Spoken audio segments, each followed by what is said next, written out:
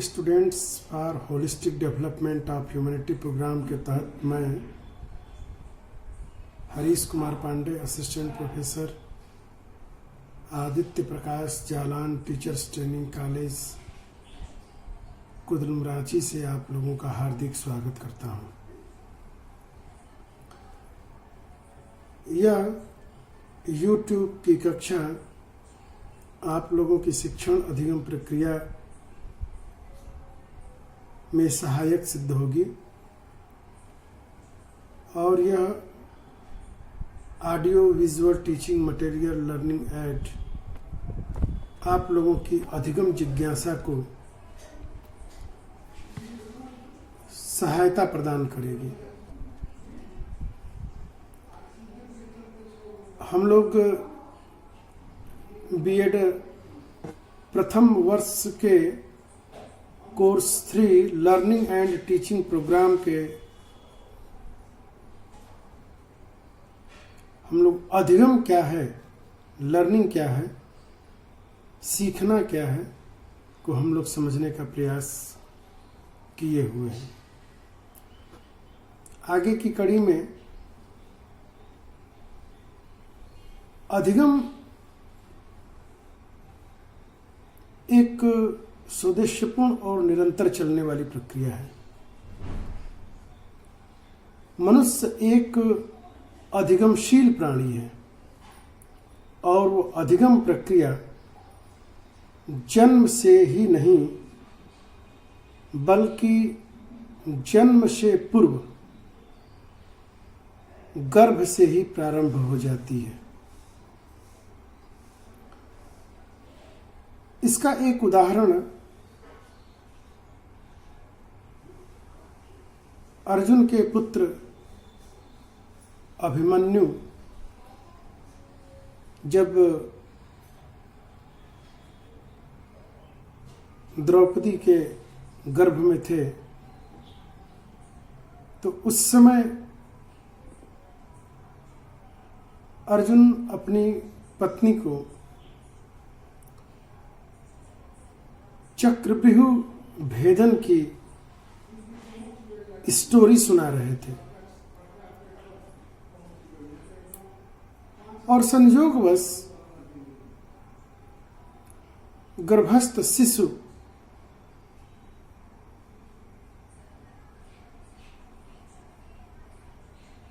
के मनोमस्तिष्क पर वातावरण का कितना बड़ा प्रभाव पड़ता है उसका ये बहुत ही सफल और सटीक उदाहरण है।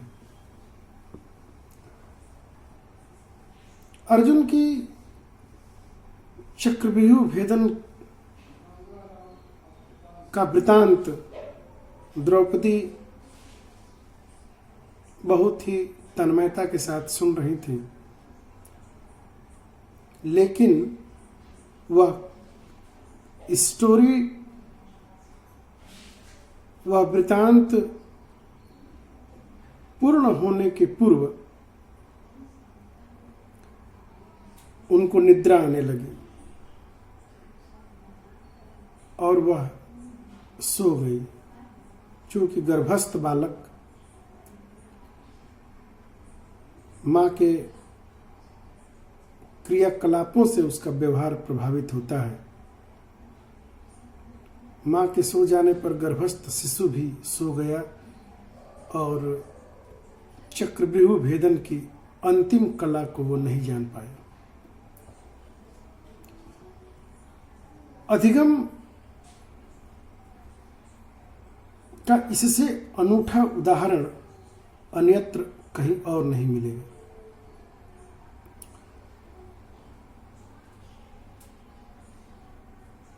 इसलिए वातावरण, इन्वायरमेंट कितना बड़ा फैक्टर है यह इस बात को प्रदर्शित करता है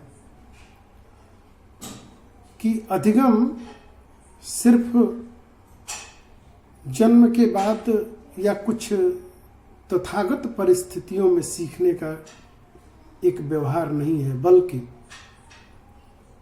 यह जन्म से पूर्व और मृत्यु पर्यंत चलने वाली एक अनवरत प्रक्रिया है।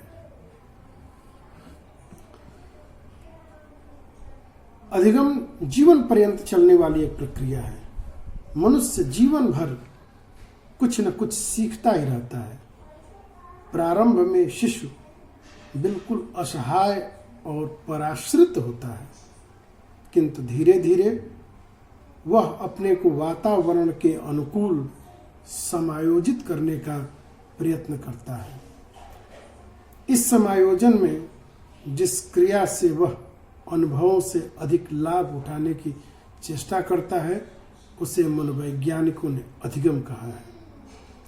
शिक्षा मनोविज्ञान में अधिगम प्रमुख अध्ययन विषय है। पहले अधिगम के लिए सीखना शब्द का प्रयोग होता था, लेकिन कालांतर में अब इसे अधिगम के नाम से हम लोग जानते हैं। नेचर ऑफ लर्निंग पर हम थोड़ा सा अपनी बातों को रखते हुए अधिगम को प्रभावित करने वाले कारकों पे मैं विस्तृत चर्चा करूंगा। अधिगम एक व्यापक शब्द है। अधिगम जन्मजात प्रतिक्रियाओं पर आधारित होता है। व्यक्ति जन्मजात प्रवृत्तियों से प्रेरित होकर जो भी क्रियाएं करता है वह अपनी परिस्थितियों से समायोजन स्थापित करने के लिए होता है। मनोवैज्ञानिकों के अनुसार अधिगम एक मानसिक प्रक्रिया है।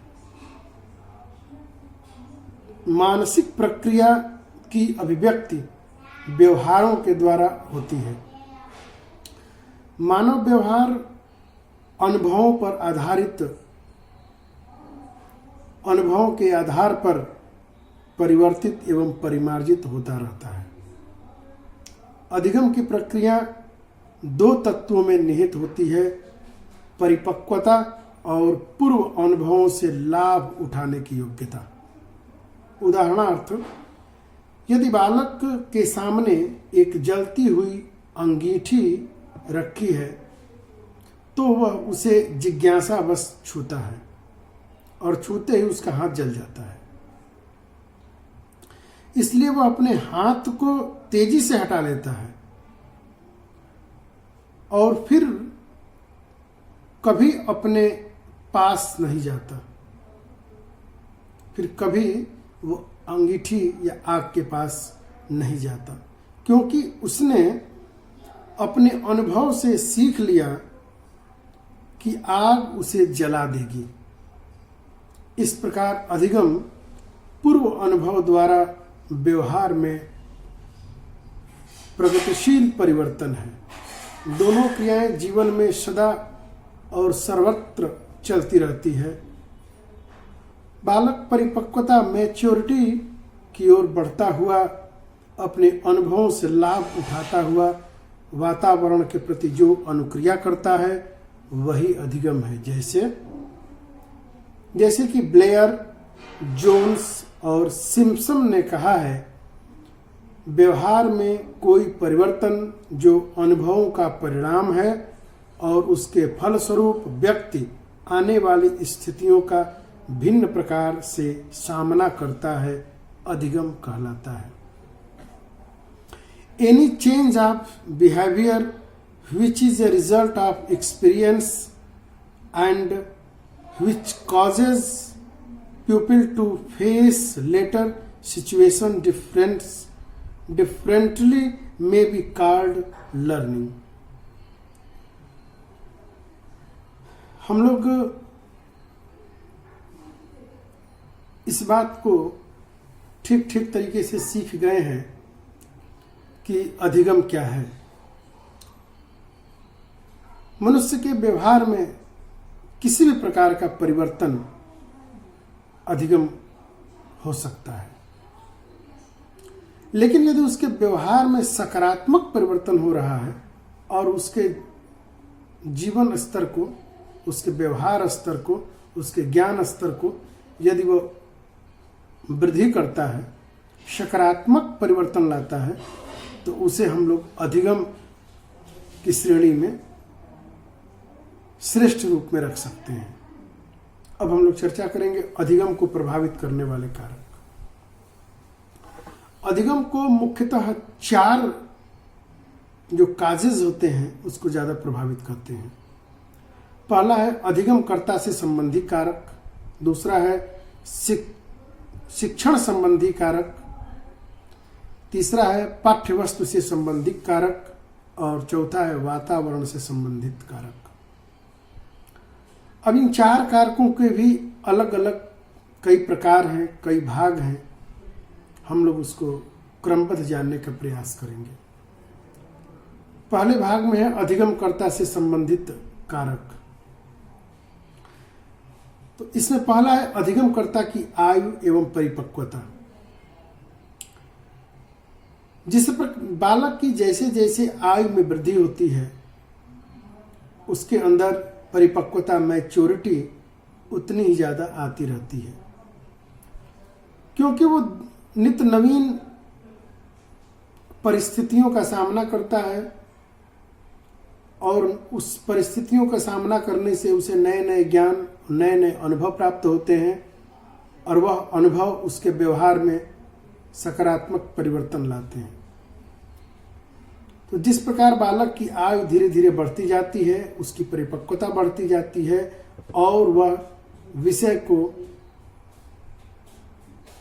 आसानी से ग्राह्य कर लेता है और सीखी गई विषय वस्तु को दूसरी परिस्थितियों में उसके अनुकूल व्यवहार करने का वह प्रयास करता है या व्यवहार करता है। अगला है अधिगमकर्ता की शारीरिक एवं मानसिक आयु।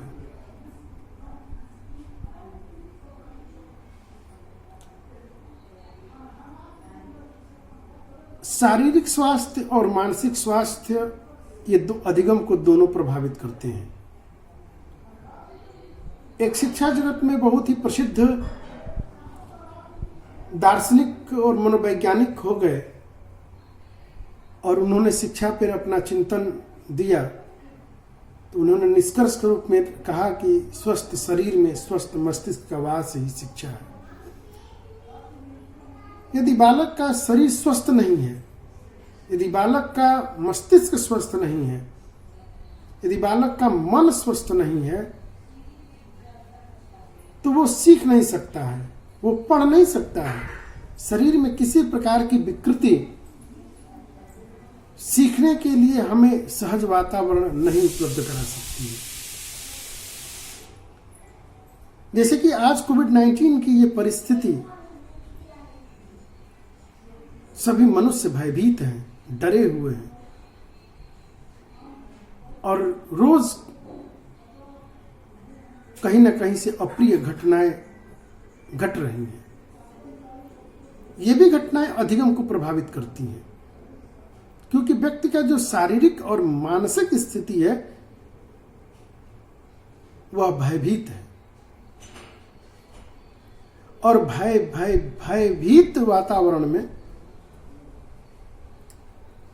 अधिगम निर्बाध गति से नहीं चल सकती है।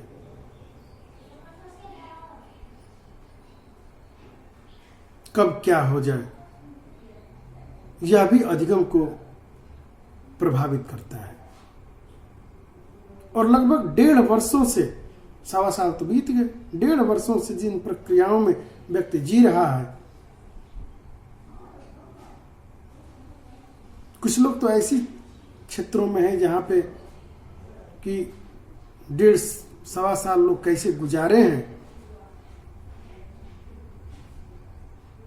वहां पे सिर्फ एक ही सीखना हो रहा है, एक ही अधिगम हो रहा है कि अपने को कैसे सुरक्षित रखा जाए, अपने को कैसे बचाया जाए। ये व्यक्ति सीख रहा है, यह भी सीखना ही है, सकारात्मक है, व्यक्ति के व्यवहार में परिवर्तन लाएगा। और इनसे जो अनुभव प्राप्त हो रहा है, उन्हीं अनुभवों के आधार पर व्यक्ति अभी इस परिस्थिति में, विकट परिस्थिति में अपने को एडजस्ट कर रहा है। ऐसे कई प्रकार की उदाहरण आप अपनी किताबों में, समानांतर उदाहरण है, हम लोग देख सकते हैं। तो अरस्तु कह रहे हैं कि स्वस्थ शरीर में ही स्वस्थ मस्तिष्क का वास होता है। यदि बालक के शरीर में किसी भी प्रकार की कोई शारीरिक, मानसिक या संवेगात्मक रूप से कहीं ना कहीं कोई दिक्कत है तो उसकी अधिगम प्रक्रिया बाधित होगी। यदि बालक मानसिक रूप से अस्वस्थ है, शारीरिक विकलांग है, दिव्यांग शब्द हो गया है विकलांगता की जगह पर दिव्यांगता, शारीरिक रूप से कहीं दिव्यांग है,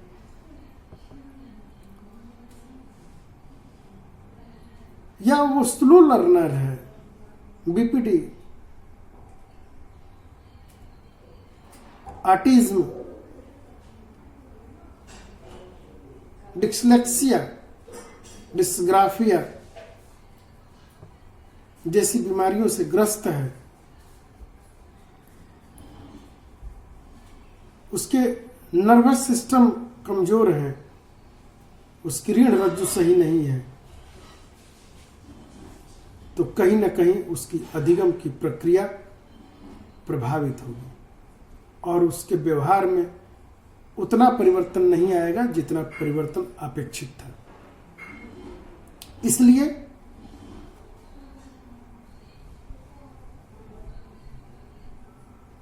ऐसा प्रयास करना चाहिए कि बालक शारीरिक और मानसिक रूप से स्वस्थ हो। उसके लिए एक्सरसाइज, व्यायाम, खेलकूद, योगासन, प्राणायाम, ध्यान, इन प्रकार की क्रियाओं को करा के शारीरिक और उसे मानसिक स्वास्थ्य प्रदान की जा सकती है या उसकी रक्षा की जा सकती है। तीसरा है अधिगम की अभिप्रेरणा का स्तर एवं सीखने की इच्छा एवं आकांक्षा स्तर। इसमें 3 बातें हैं और तीनों सब्जेक्ट है, तीनों एक टॉपिक है और ये आप लोगों को फर्स्ट ईयर में पढ़ना भी है। जिस टीचर के यूनिट में आएगा वहां पे आप लोग पढ़ेंगे। अधिगमकर्ता की प्रेरणा का स्तर, सीखने की इच्छा शक्ति और आकांक्षा स्तर। अधिगमकर्ता की प्रेरणा, अभिप्रेरणा का स्तर। अभिप्रेरणा मतलब मोटिवेशन। बालक को स्वयं से कितना वो अभिप्रेरित है, परिवार से उसको कितना मोटिवेशन मिल रहा है और वातावरण उसको कितना मोटिवेट कर रहा है, उसके अधिगम पर इसका प्रभाव स्पष्ट रूप से देखा जा सकता है। यदि हम बालक को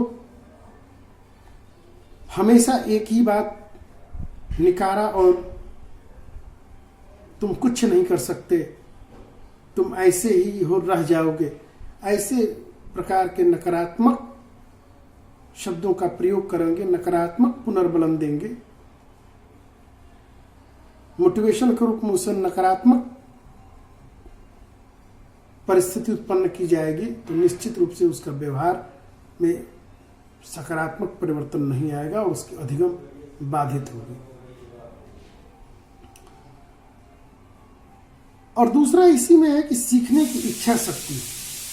थार्नडाइक महोदय भी अपने सीखने के जो सिद्धांत दिए, जो उन्होंने लर्निंग के जो प्रिंसिपल्स दिए, उसमें उन्होंने कहा, बहुत स्पष्ट रूप से कहा, ये 3 उनके सिद्धांत हैं थार्नडाइक महोदय के। प्रभाव का नियम, अभ्यास का नियम और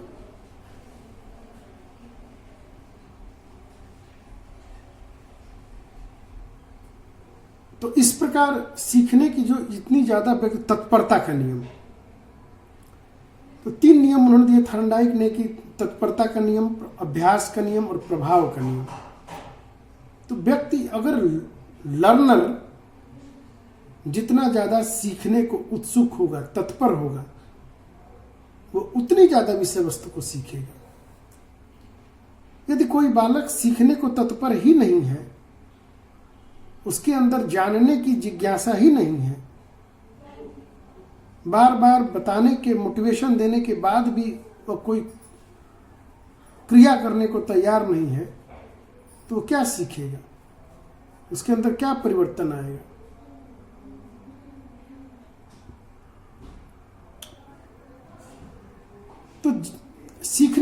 इच्छा शक्ति। हमारे पेरेंट्स कहते हैं कि उठिए और पढ़िए, हम कहते हैं कि अभी नहीं पढ़ेंगे, क्योंकि अंदर की इच्छा शक्ति ही नहीं है। तो नहीं पढ़ेंगे तो हमारा रिजल्ट भी वैसा ही आएगा। और ऐसा नहीं है इच्छा, आपने पढ़ा, इच्छा शक्ति की, लेकिन आपने उसको अभ्यास नहीं किया, बार बार अभ्यास नहीं किया, तो वो भी सीखी गई विषय वस्तु क्या होगी, देर सवेर भूल जाएगी। और आकांक्षा स्तर, आकांक्षा स्तर का मतलब होता है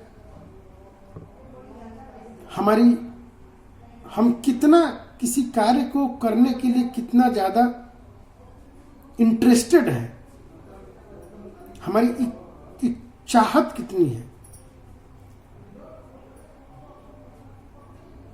यदि एक लगन लग जाए कि हमें अमुक चीज प्राप्त करना है या अमुक पद प्राप्त करना है या हमें ऐसा बनना है, तो सेल्फ मोटिवेटेड होगा और उसके लिए कहना नहीं पड़ेगा, उसकी वो देर सवेर वो बन जाएगा।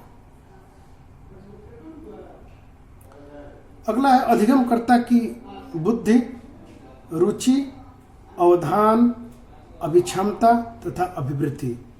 अधिगमकर्ता की बुद्धि, इंटेलिजेंस। यदि जिस बालक में जितनी ज्यादा बुद्धि जिस मात्रा में पाई जाती है, उसकी अधिगम उतनी तीव्र मात्रा में होती है।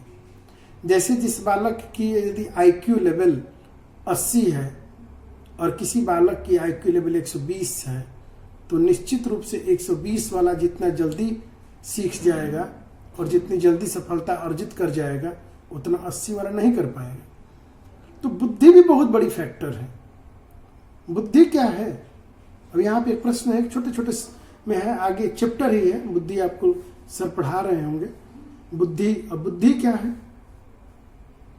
बुद्धि सीखने की योग्यता है, बुद्धि समायोजन की योग्यता है, बुद्धि एक परिस्थिति से दूसरी परिस्थितियों में अपने को अनुकूल ढालने का व्यवहार है। रुचि, इंटरेस्ट। जब हमारी किसी विषय में जानने के लिए रुचि होगी,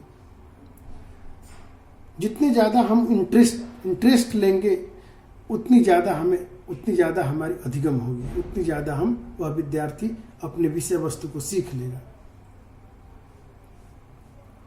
और जिस बालक के अंदर इंटरेस्ट ही नहीं है, पढ़ने में इंटरेस्ट नहीं है, खेलने में इंटरेस्ट है, तो उसकी अधिगम खेल की तरफ ज्यादा प्रभावित होगी, न कि पढ़ाई की तरफ। तो रुचि, व्यक्ति की जिस फील्ड में रुचि होती है, व्यक्ति उस फील्ड में ज्यादा सफलता अर्जित करता है। इसलिए रुचि भी बहुत बड़ा फैक्टर है सीखने के लिए। अगर हम किसी व्यक्ति की रुचि ही नहीं होती है, किसी भी काम करने की रुचि नहीं होती है, बस पड़े रहते हैं, तो अपने जीवन में बस इतना ही सीख पाते हैं जितना कि वो दैनिक व्यवहार कर सके। जब तक स्पेसिफिक लर्निंग नहीं होगा, जब तक हम कुछ विशिष्ट तथ्यों का आकलन नहीं कर पाएंगे, तो फिर हम जीवन में बहुत सफल व्यक्ति नहीं बन सकते हैं। अटेंशन, अवधान, ध्यान, अटेंशन। जो बालक जितना ज्यादा उसकी एकाग्र शक्ति होती है, वो अपने को जितना ज्यादा एकाग्रचित कर लेता है, वो उतनी ज्यादा विषय वस्तु को ग्राह्य कर लेता है। आप लोगों ने महाभारत में अर्जुन का नाम सुना होगा, कितनी एकाग्रता थी, कितनी तत्परता थी, बुद्धि भी सही पैनी थी, तो वो अपने फील्ड का सबसे बड़ा धनुर्धर होकर निकला।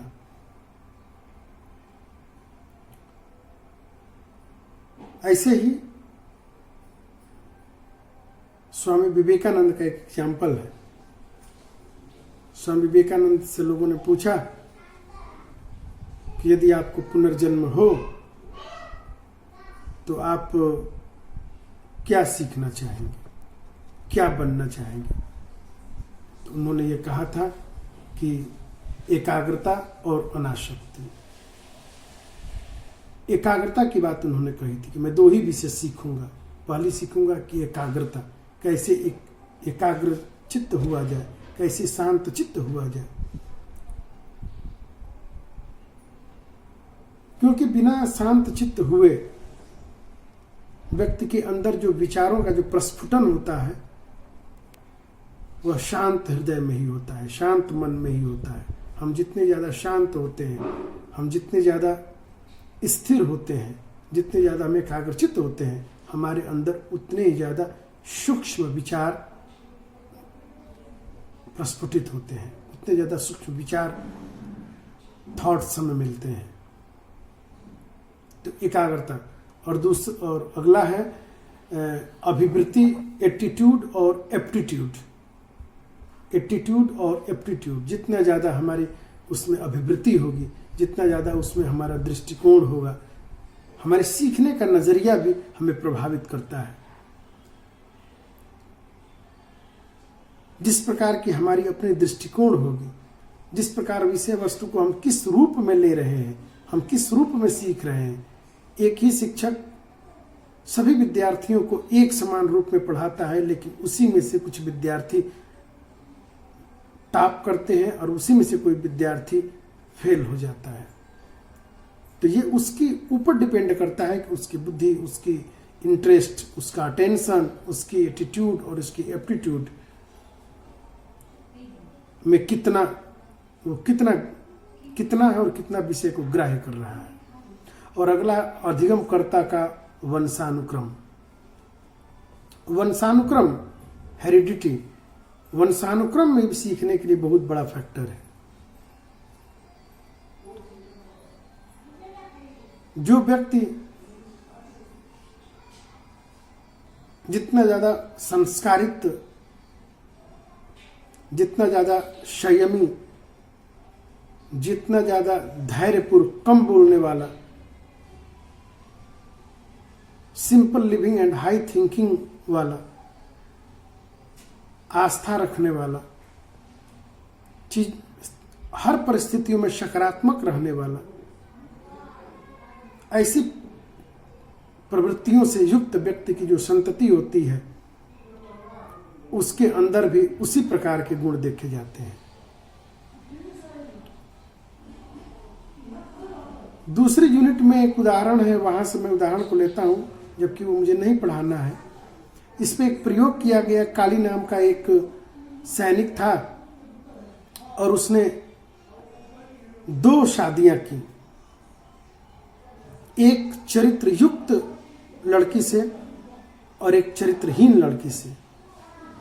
चरित्र युक्त लड़की से शादी के बाद उसकी जितनी भी संतति हुई, उसमें से 99% संतति बड़े पदों पर, अच्छे संस्कार युक्त और संपन्न और श्रेष्ठ व्यक्ति बने, जबकि उसमें से 5% ही उसमें से वातावरण का जो प्रभाव पड़ा उसके अनुसार वो कुछ उसमें से उतने माने अच्छे नहीं बन पाए। और एक जो चरित्रहीन पतित जो थी, उससे जो संतति प्राप्त हुई, उससे 10% ही उसके बच्चे सफल हुए। 90% नीच प्रवृत्तियों, नीच कर्मों में काम करने वाले, चोर, गलत व्यवहार करने वाले, ऐसे ही लोगों का जन्म हुआ। तो ये एक्सपेरिमेंट ये बताती है कि व्यक्ति का वंशानुक्रम, ज्यादातर आप लोग सुने होंगे कि डॉक्टर के बच्चे डॉक्टर ही बनते हैं, वकील के बच्चे वकील ही बनते हैं, टीचर के बच्चे ज्यादातर टीचर बन जाते हैं। व्यवसायी वर्ग के बच्चों में देखिए कि व्यवसाय की प्रवृत्ति ज्यादा पाई जाती है। ब्राह्मणीय पेशा में, कर्मकांडीय पेशा में करने वाले लोगों में, उनके अंदर कर्मकांडीय पेशे की प्रवृत्ति ज्यादा पाई जाती है। तो ये हेरिडिटी, जो ये वंशानुक्रम है, ये बहुत ज्यादा प्रभावित करती है।